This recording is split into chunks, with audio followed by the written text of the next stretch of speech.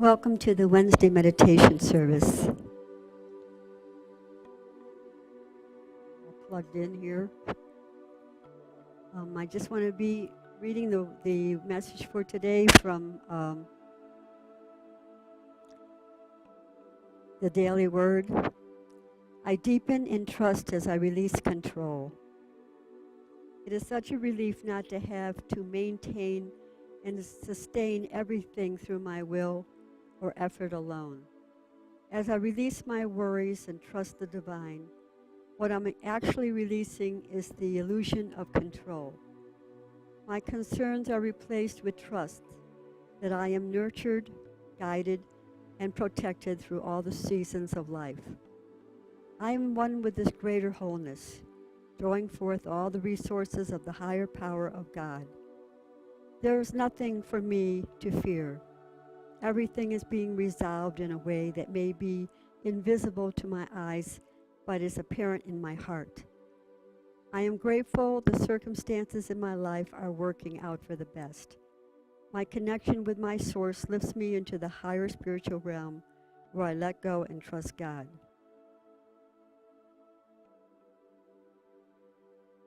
Tonight we're going to be doing a call and response, and you're to respond and I'm to do the calling.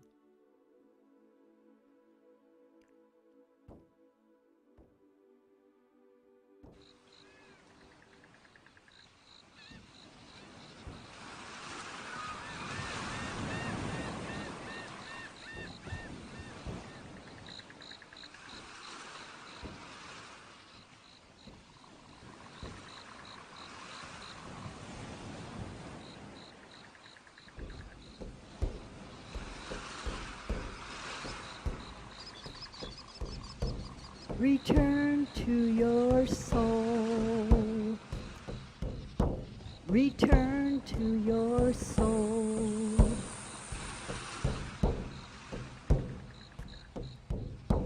Return to your heart of hearts. Return to your heart of hearts. To your golden dream, to your golden dream.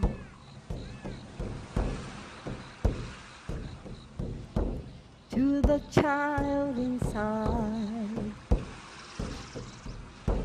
to the child inside.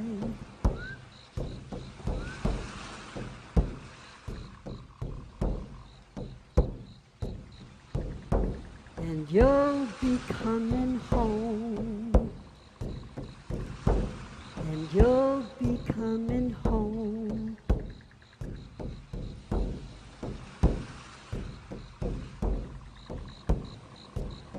Home to where you first were born, home to where you first were born.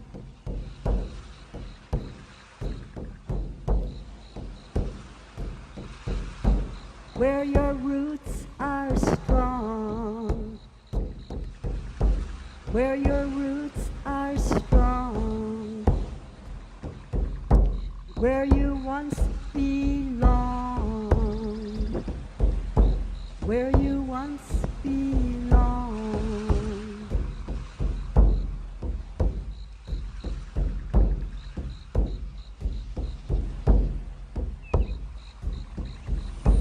Return to your soul.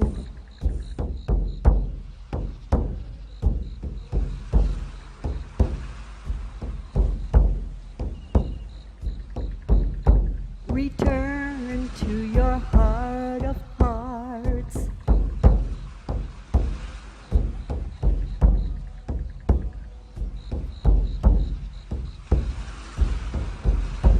To your golden dream.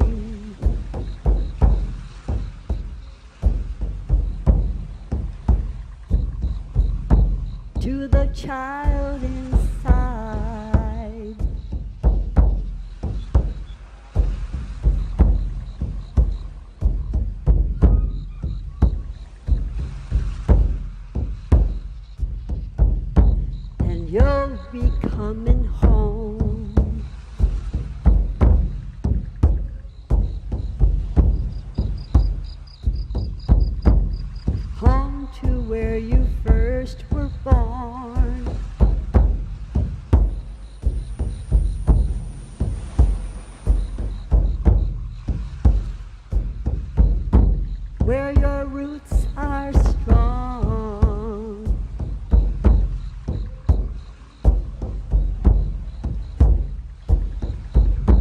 where you once belonged.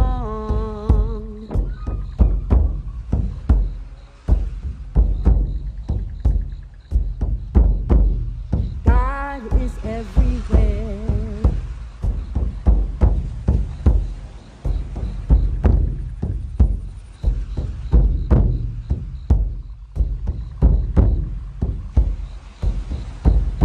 God's painted in eternity.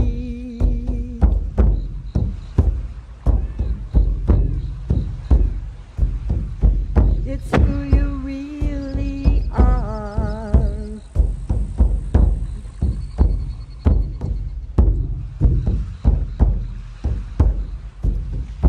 And who you'll always be.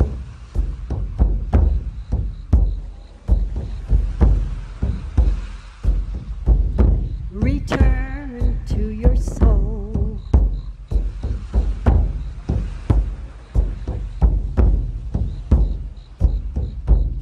Remember who you really are.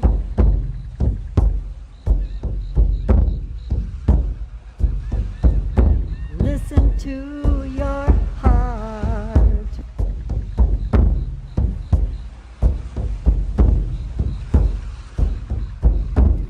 Remember who you are.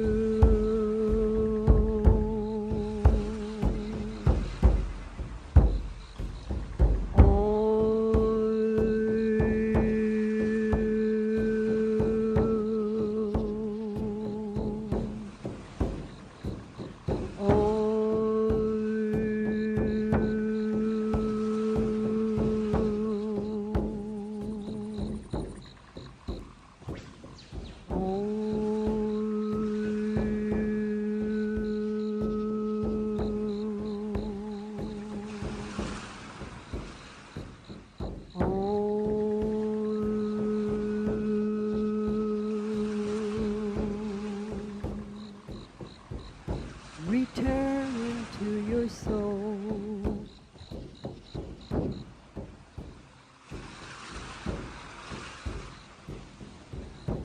Remember who you really are.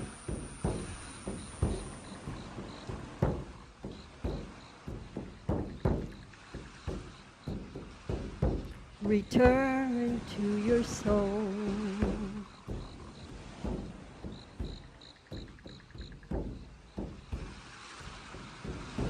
Return to your soul.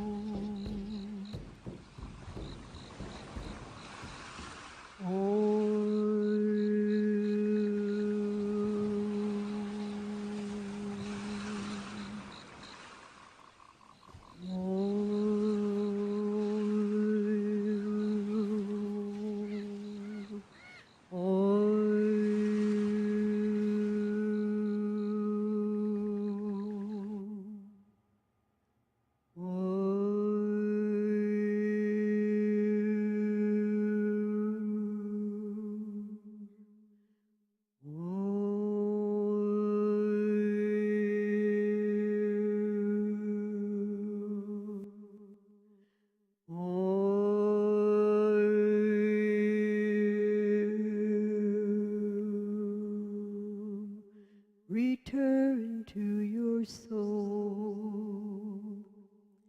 Return to who you truly are.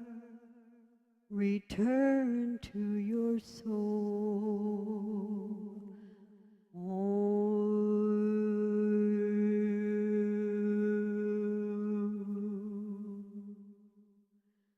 Om.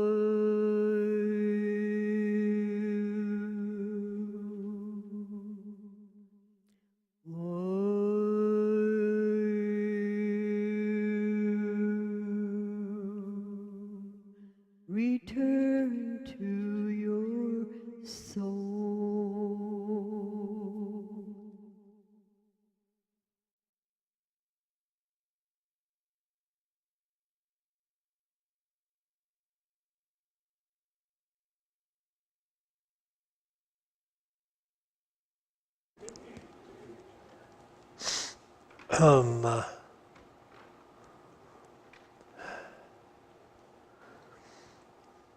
This particular reproduction of a famous painting has hung in my office for 30 years. And the reason why Norma and I at an auction went overboard bidding for this particular reproduction is because it declared to me something I needed at that time to remember about my consciousness. So I'm going to reveal it to you tonight. I hope you can see it.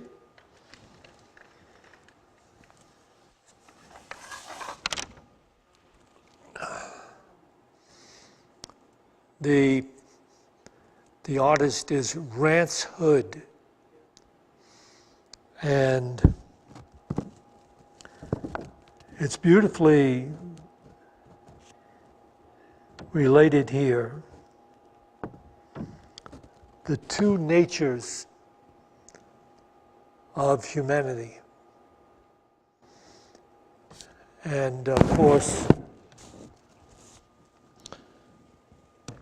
one is always referred to as the limited or dark side, and the other as the higher or light side. So I will talk to that, speak to that tonight.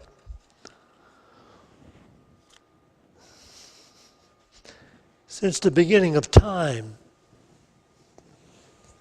those who have sought and actually achieved the enlightened life became aware that these two natures existed from the beginning of time in humanity. And you'll know this is true because in the book of Genesis, the first book of Genesis, you have Adam and Eve who are in the Garden of Eden. And if you understand the actual Aramaic, the Garden of Eden means garden of delight or joy. But when they disobeyed the commandments not to eat of the tree of the knowledge of good and evil. So that's what cost them that experience. You know, it's an allegory. That an allegory is not an actual physical historic event. It's a story that has a deeper, more universal meaning. And Adam, the name in the actual Aramaic and in the Hebrew, is collective humanity. So now they're cast out of this consciousness of delight. That's what we know. It's not an actual garden. It's amazing that there are people that still are trying to locate it geographically. If you don't get that part of, there's nothing as allegorical as that story, the Garden of Eden. Anyway, once they're cast out of that, Eve bears two sons. She bears Cain, who's a tiller. He grows up to become a tiller of the earth. And Abel, who becomes a keeper of sheep, a shepherd. And at some point, each makes an offering to God. And God doesn't accept Cain's offering, but he accepts Abel's offering. And when you understand the deeper metaphysics of it, whenever you see the earth, a tiller of the earth, you're talking about the physical consciousness, the physical level of awareness, the five senses as we perceive ourselves to be strictly physical beings. And the shepherds, you'll notice throughout the Old Testament that all of the prophets, not all of them, but most of them became shepherds or kept sheep, because you're keeping spiritual thoughts are sheep. So when, at the conclusion of the scripture before Jesus is about to be crucified, he's telling his disciples to feed my sheep. Feed my sheep, which means you have to feed the spiritual part of your awareness. And this goes back into this story here where Abel's offering is accepted because it is our spiritual nature that is accepted as the true nature, or the reality that we need to return to if we are going to return to that consciousness of delightful life, love, and joy. So it's just another one of the allegories in the Bible revealing the two natures of man. The one nature is the instinct to acquire and gain one's physical needs from the world. The other nature is the inner spiritual, intuitive nature that whispers to us that you are more than just a physical body-mind. You are more than this. And you need to find your way out of that strong inclination you have to believe otherwise and to pursue your life as being strictly a physical being. And Eckhart Tolle speaks to these two natures. He says that mankind, each one of us, has an inner purpose in life.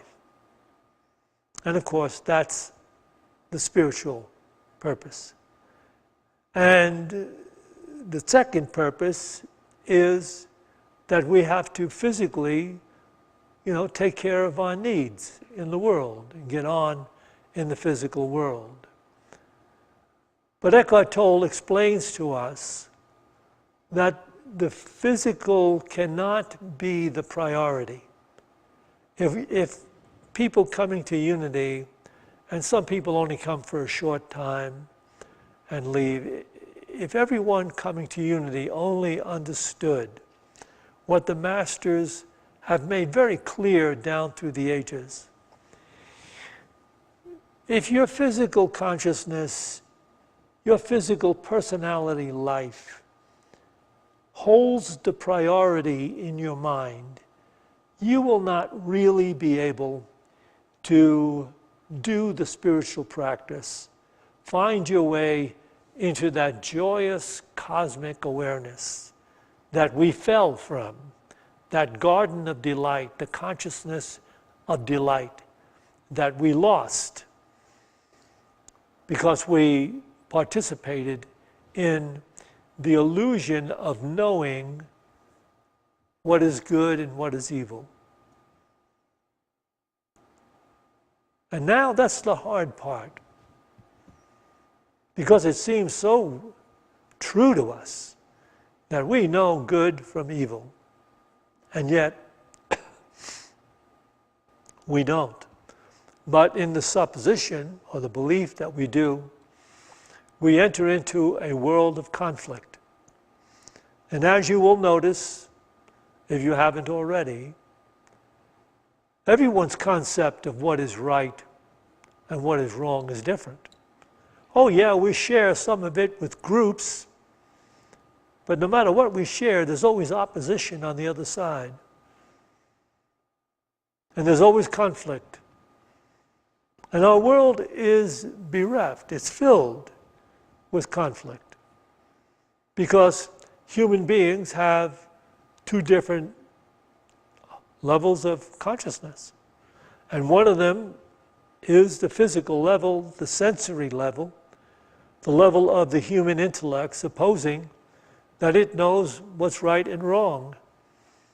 And that gets us into conflict with others whose idea of what is right and wrong is different than our own. So Eckhart Tolle speaks to this, and he speaks to it quite a bit. You can read this in his book, Oneness with All Life.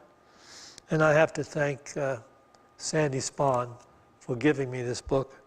I don't know if I remember, she gives out so many gifts, and then she passes by everybody, and you have to remember, gee, she gave me this book.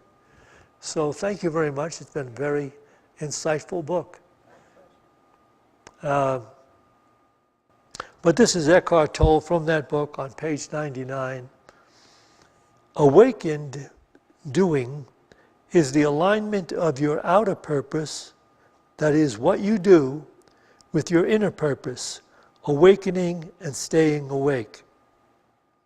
Through awakened doing, you become one with the outgoing purpose of the universe.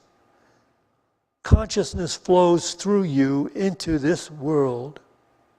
It flows into your thoughts, inspires them. It flows into what you do and guides and empowers it.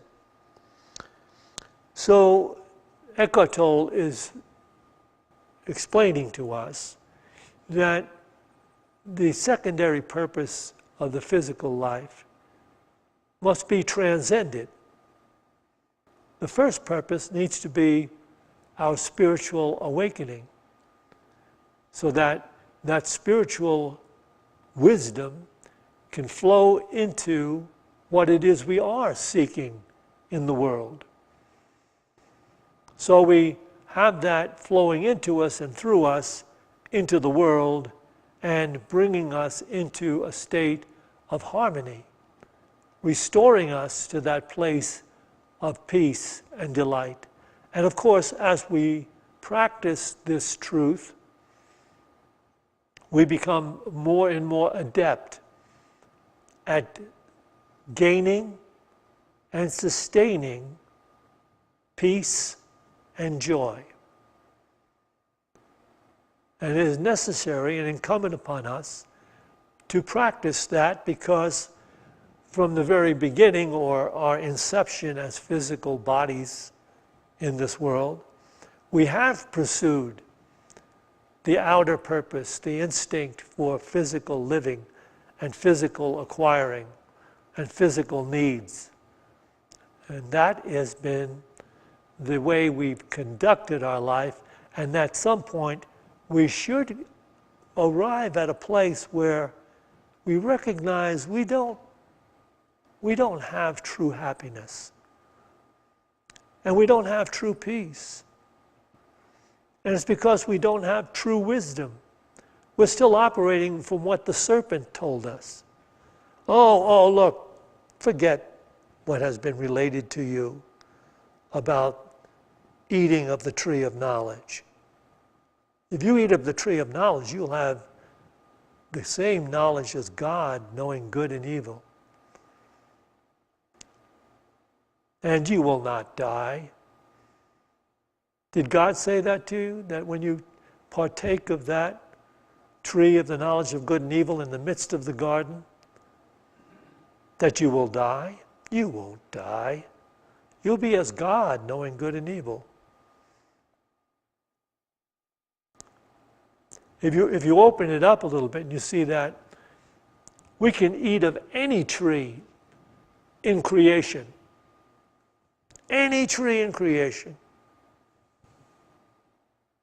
But don't enter into the illusionary idea that you actually can know what is good and evil. You can't. There are some things you'll recognize as you grow up that's good and evil and not good for you. That's true. But to suppose that you know the overall ideal of good and evil, we don't. Because we never can get enough information. All of the people in cyberspace on their computers cannot figure out what is really right and what is really wrong. And if you don't believe that the world is messed up because of this illusionary idea, you just have to look at the world. The world is rife with conflict, rife with conflict. It should be the clearest thing to us that we have to transcend the way the world actually thinks. We have to transcend the thinking of the world in order to enter into an enlightened state of consciousness. So Eckhart Tolle is trying to bring to our understanding a reason to practice the presence of this divine spiritual consciousness, which is our true image and likeness. We're made in the image and likeness of God. And we could have eaten of any tree in life. You could have done anything you want in life. And there is definitely suffering in the world. When a family member who's very close to you makes his or her transition, when someone who really needs the income from a particular job loses that job and can't fully support his or her life, or when there's a broken relationship where you thought love was being generated, there's real suffering. But 95% of all the suffering of human beings is useless, unnecessary suffering that comes from within the illusion. Listen to it. You've heard it so long, you really have heard it too long. The illusion is you've heard it. Was it mommy and daddy that first said it to you? Was it a teacher in school? Was it some authority figure? Here it is. Take this home. You should know better. You should know better. Have some guilt on me.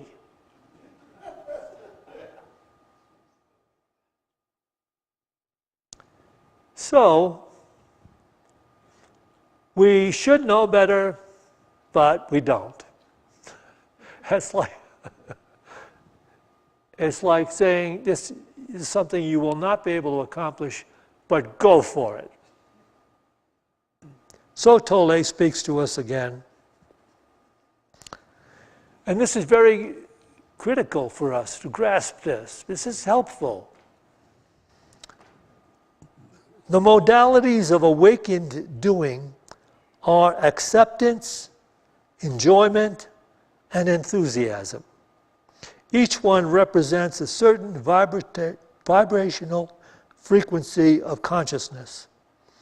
You need to be vigilant to make sure the one of them operates whenever you are engaged in doing anything at all.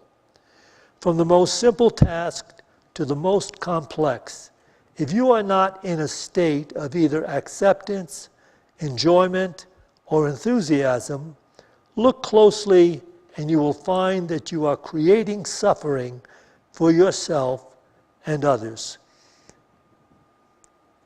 Can we walk out of here tonight and know this?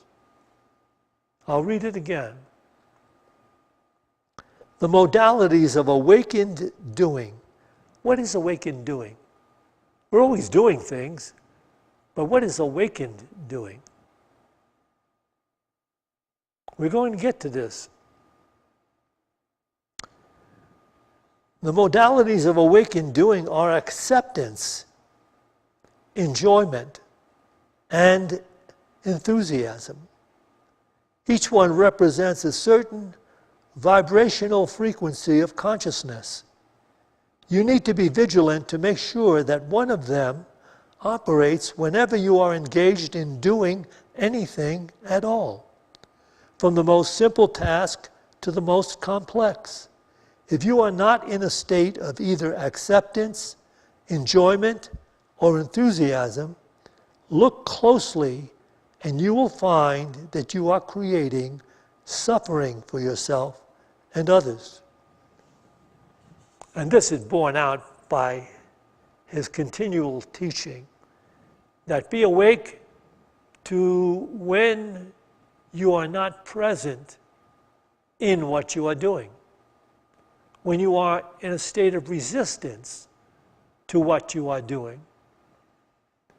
And you have to check that out. You should know that when you're in a state of resistance to what you're doing, you are creating suffering for yourself and everyone around you. You might become a little angry, a little depressed, maybe a little more than angry, maybe a lot depressed. But that will bleed over into your relationships and you will make them feel lousy. And that's useless, unnecessary suffering. So we are training ourselves to catch those moments when we no longer are present and doing what we're doing. Instead, we are thinking, I shouldn't be doing this. Why would I have to be doing this? Somebody else should be doing this. I paid my debt, I paid my karma, and now look at this. Why is this in my face? I'm going to give this over to somebody else to do. Oh, am I ever going to get around to cleaning that garage? Why do I have it? Maybe I'll just burn it down.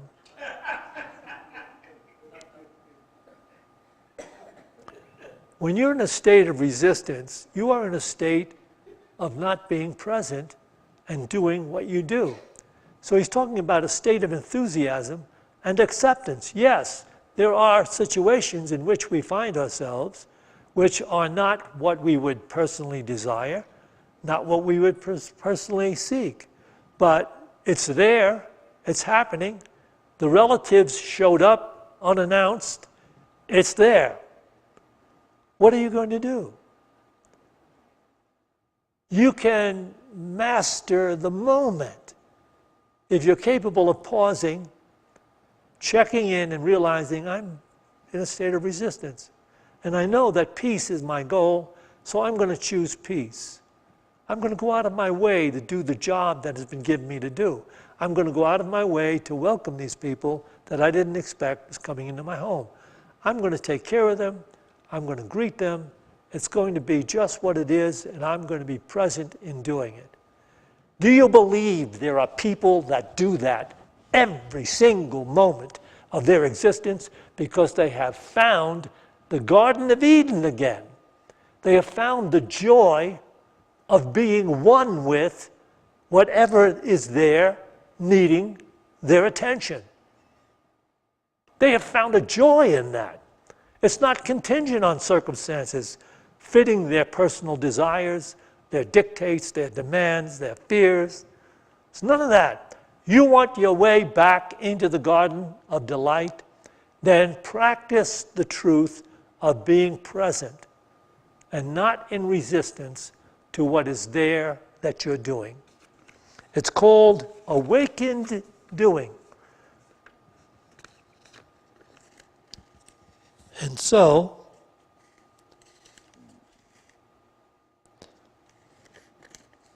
I can tell you a story that may remain with you a little longer, but because I want to get to a meditation tonight.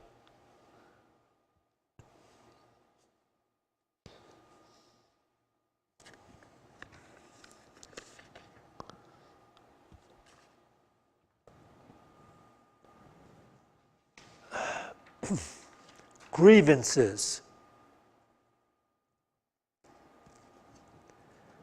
The thing that has occurred since the beginning of time in the human experience is this illusion of judgment.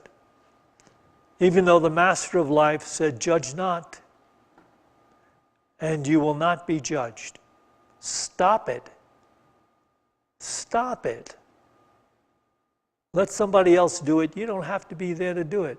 You cannot fix all the things that are going wacko in the world. But you can fix your own consciousness, and by fixing your own consciousness, you will be helping to preserve and fix the collective consciousness of humanity. So, when you're involved in awakened doing,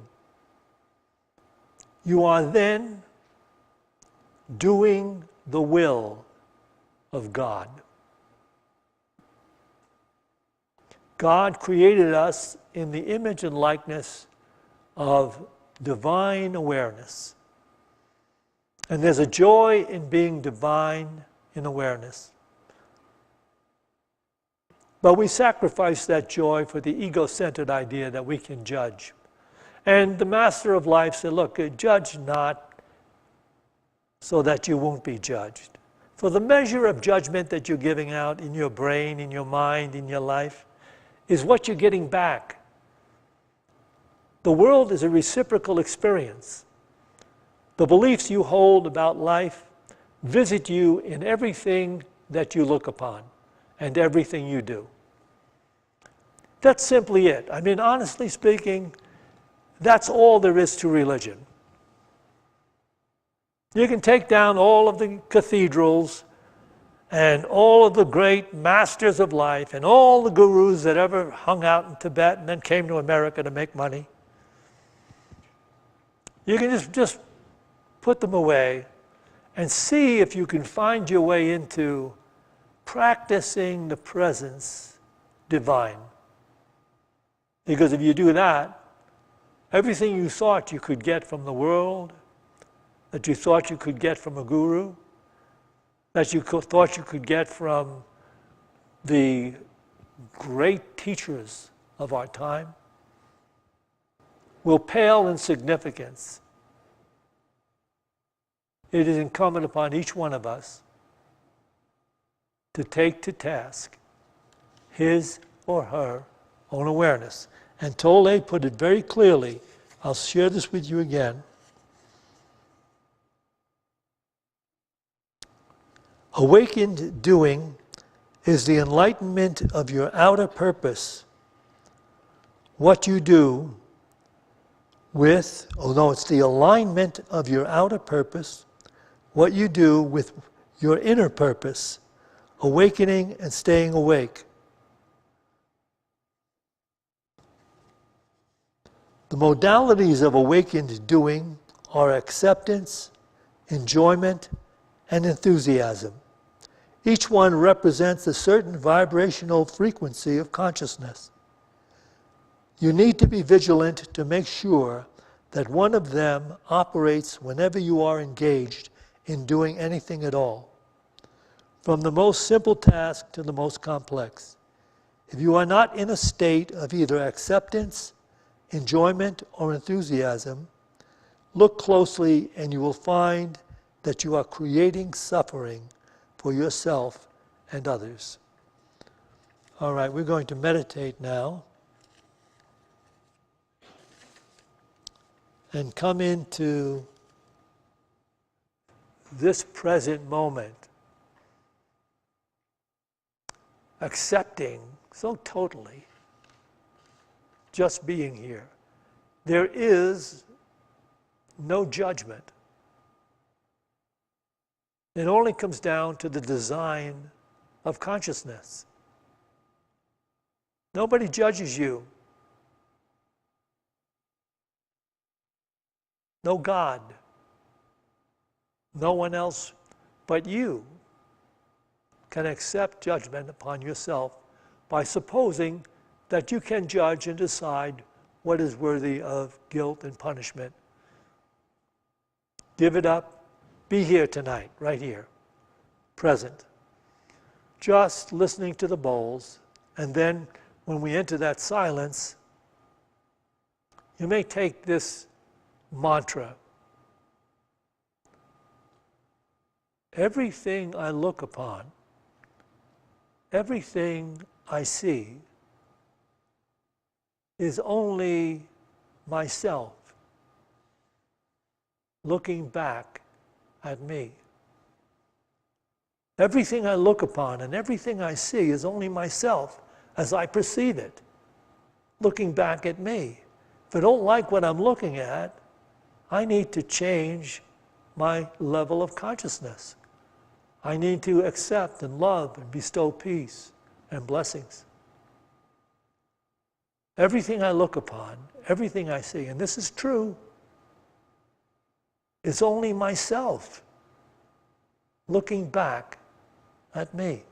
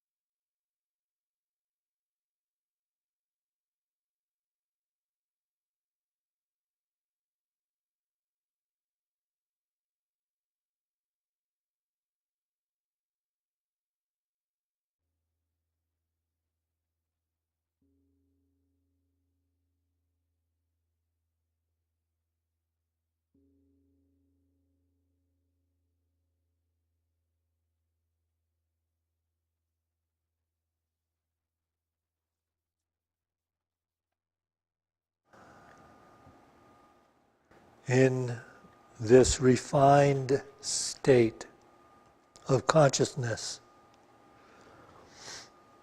we will offer the names of those that have been submitted to our prayer list.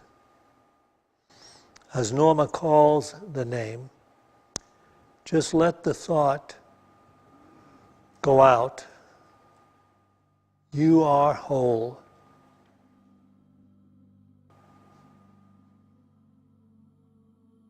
Lisa Wilder, Kim, Athena and sister, Lisa Ferguson, Jacob, Exxon, Tasha and Mary Brown and family, Sandy Spahn, Steve Taylor, Helen Webb, Dave Webb, Jolene, Tim, Tom Cannon, Yuma, Sylvia R., Zolita G., Alex McKinn, John Stovall, Christine Smock, Randy Gamblin, Lynn Harvey, Kate Beltrami and family, World Peace, Peace in Ukraine, children everywhere.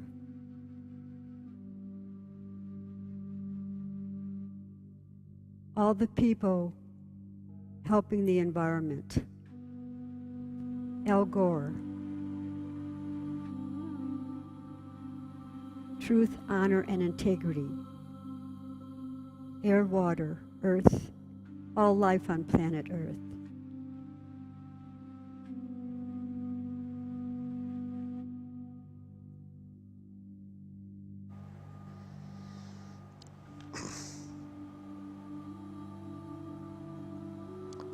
Let us take a moment now to enter a vision that this awakened level of consciousness rises in everyone sharing this Boulder community with us, and that it continues to expand to all the people sharing the state of Colorado with us. And this consciousness rising in the awareness of everyone sharing these United States of America with us. And so it continues to expand, and all of the people in every nation, on every continent of the world, awaken to the reality of the presence, the beautiful ideal of the presence of the divine in every person, in every place, in every condition, restoring the pristine majesty of heaven and earth as one, and all the creatures restored to their reality in harmony and peace, the entire world raised to its new dimension of unconditional acceptance, peace, healing, and love. As we pray, the light of God surrounds us. The love of God enfolds us. The power of God protects us. The presence of God watches over us. Wherever we are, God is. And God is love. To this we say, Amen.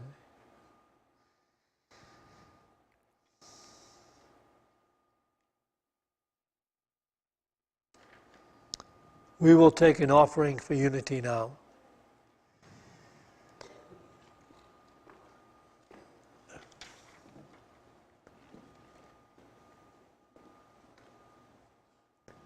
Just like to remind you that on Sunday, I will be continuing our series on spiritual healing, and Santisha will be speaking at the 11 o'clock service. Is there anything else we have to announce? Choir on Thursday. No, No, not till next week. not till next week. Oh, that's right. No, Yes. it's the following week that we're leaving. Not this week. Check. You can't change something that's in process. Excuse me. Would you excuse us a sec? We're going out of town next week, not this week. I know, but I've got 2 events that I have to. Don't point that at me. Okay. All right. I'm going to be silent now. I stepped into judgment. As we take ourselves into this awareness, let's bless this offering with this prayer as we bring to mind that financial gift we'd like to make to Unity of Boulder. Divine love through me blesses and multiplies all that I have, all that I give, and all that I receive because I give. And so it is.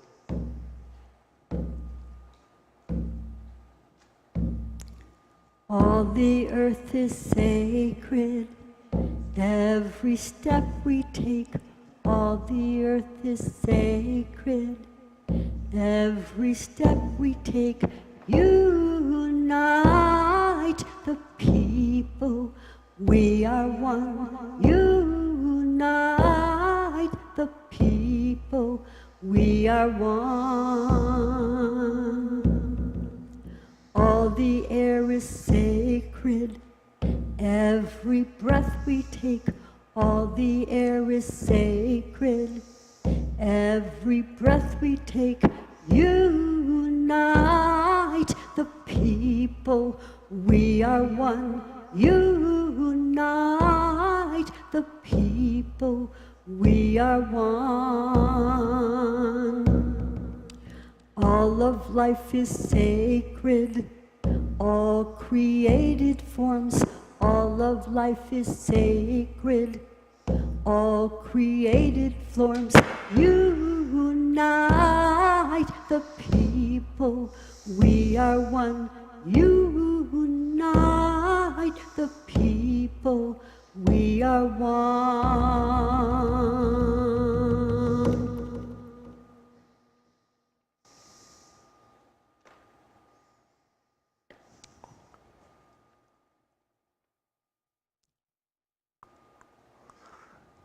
Join me now, please. We dedicate this tithe to the will and the work of the Spirit of truth, the Spirit available to each of us, the Spirit that joins all of us. We dedicate this tithe to the victory of the Spirit of truth. Amen.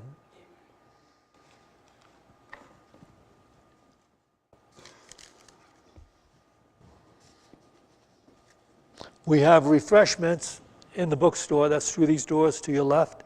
If you'd like to stay and chat, there's tea and cookies. To everyone, good night.